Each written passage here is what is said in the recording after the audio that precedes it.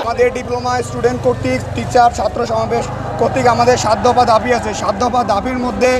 আমরা সব জানিয়ে দিয়েছি এবং গতকালকে 64 জেলায় ডিসি বরাবর প্রধান উপদেষ্টা কর্তৃক আমরা আমাদের যে দাবি 7 দফা ছিল সেটা জানিয়ে দিচ্ছি, স্মারকলিপি সহ জানিয়ে দিচ্ছি। তবে আমার একটা ছোট্ট বিষয় জানাতে চাই, সেটা হচ্ছে যে আপনারা দেখেন আমাদের বাংলাদেশের শিক্ষা ব্যবস্থা প্রতিটা সেক্টরের জন্য আলাদা আলাদা শিক্ষা ব্যবস্থা আছে। একটা অফিস কাঠামো যদি দেখেন, সর্বশেষে আমরা দেখি কি আমাদের হচ্ছে দারোয়ান থাকে, অফিস সহকারী থাকে, তারপরে হচ্ছে মনে করেন যে সহকারী প্রকৌশলী, অ্যাসিস্ট্যান্ট ইঞ্জিনিয়ার, নির্বাহী প্রকৌশলী, এক্সিকিউটিভ, এমডি এবং এখান থেকে চেয়ারম্যান পর্যন্ত। এখন কথা হচ্ছে আমার গেটম্যান পদেও যদি diploma engineer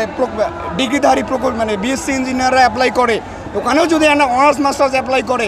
টেকনিশিয়ানেও honours master apply করে, প্রকৌশলীতেও অনার্স মাস্টার, ডিপ্লোমাতেও অনার্স মাস্টার, নির্বাহীও অনার্স মাস্টার বা বুয়েডিয়ান হবে, চেয়ারম্যানও বুয়েডিয়ান হবে, তাহলে একটা অফিসের আইন শৃঙ্খলা কীভাবে বজায় থাকবে? আমাদের প্রয়োজন অফিসগুলোতে সিন্ডিকেট হওয়ার মূল কারণ তাদের যোগ্যতা অনুযায়ী যোগ্য লোক নাই।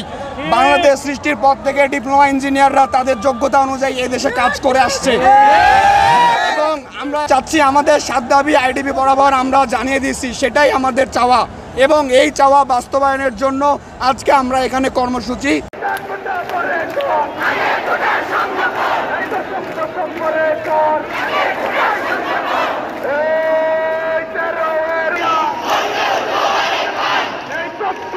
Happy